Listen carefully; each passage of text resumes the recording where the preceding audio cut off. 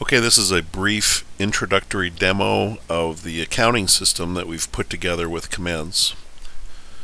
This is very preliminary. There's a lot of missing pieces to this thing, but in terms of doing raw accounting, we're making pretty good progress here.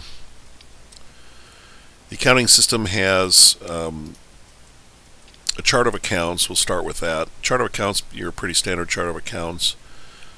Allows us to keep track of all of our account types. We support equity, income, expense, asset, and liability. And inside of those accounts, we have a key, which is the primary key that we use for referring to the account. We have a nickname field. I use that for keeping track of tax codes and other things like that. Balance that gets computed with a little bit of scripting and some agents. We can activate counts, deactivate them, make them visible, hidden, inactive, closed. There's a currency. We're working on currency. We really don't fully support this yet, but someone suggested that we support currency. So we're working on US dollars, British pounds, whatever. You can put whatever currencies in here that you want.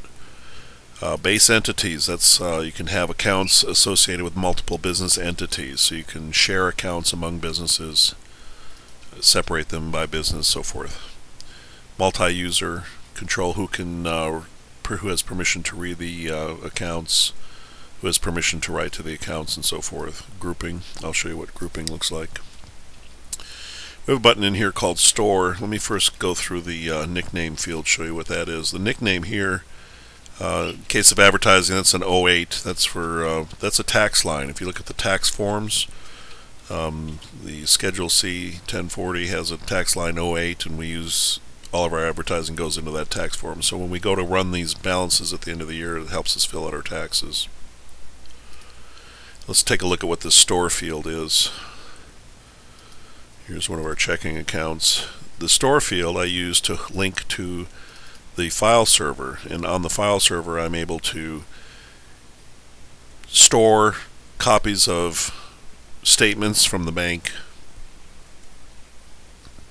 and have a place to log things specific to that account, whatever the information is. So we can store that and have a place to put it on the file system. When we go to pull up the account, then we can just quickly dive into that file storage system area.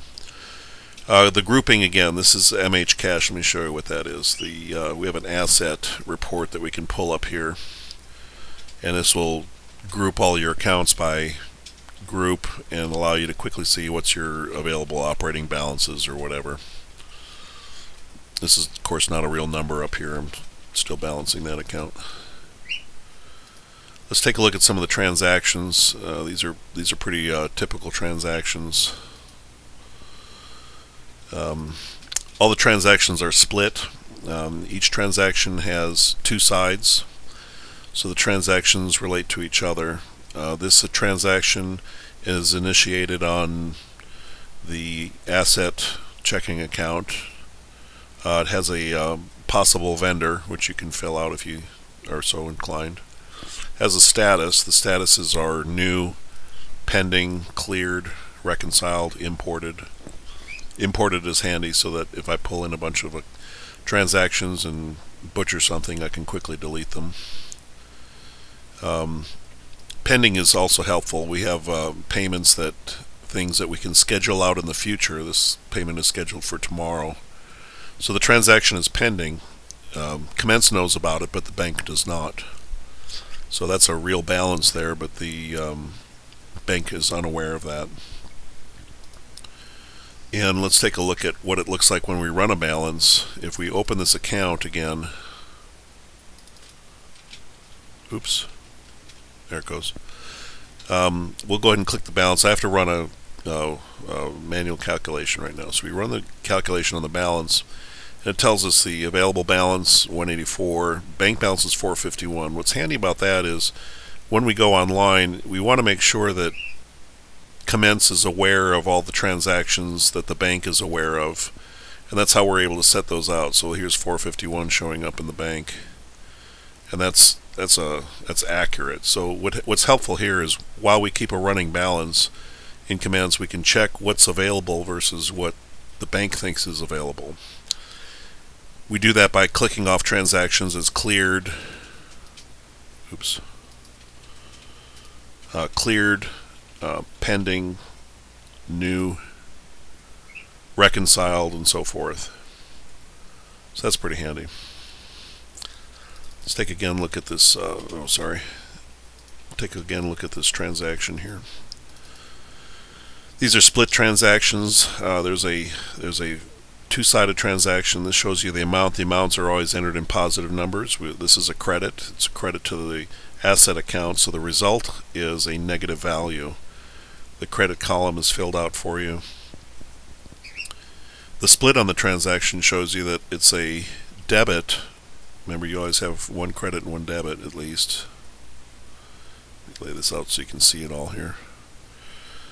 This shows you that you have a credit here and a debit here. The amount is the same. One is a debit, one is a credit.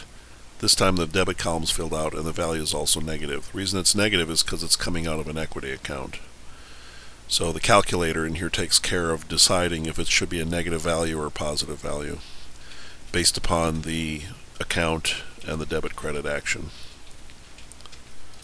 I'll show you what a real split looks like. Here's one that we put in. Here's a bill that we paid. Came out of a different asset account. $135 credit, which is deducted from the account. And it has two debits because it went off to two different utility bills. Got paid in one payment. So that's a very brief tour. I'll give you a quick view of the fields that we have in the system.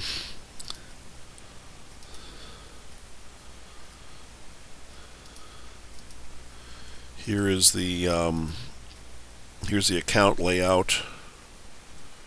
It's pretty simple right now. We're still working on the multi-currency function yet, but it's fairly simple on the account side, and then the transaction side is again fairly simple. We have the amount, which is hand keyed, the value, which is computed. We have a separate debit and a credit column so that we can determine, we can do additions and calculations and things based on the values of those columns. There's some other fields in here, year, week, and quarter. Those are computed and coded so that we can pull out transactions by quarter or by week or by year or whatever. And again, the transactions are always split, so the transaction refers to itself. You have read and write permissions on the account based on the user and so forth. So that's just a very quick overview.